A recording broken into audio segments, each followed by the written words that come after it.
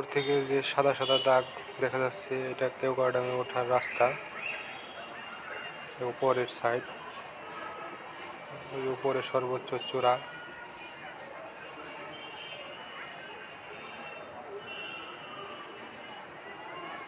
Helipad, পাহাড়ি ঘর।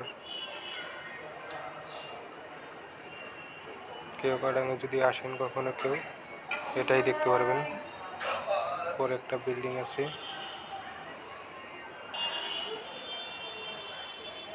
রাস্তার কাজ চলতেছে।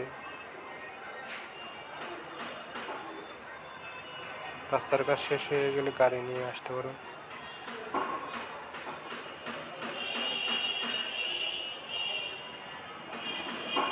উপরে এগুলো আছে, একটা বিল্ডিং,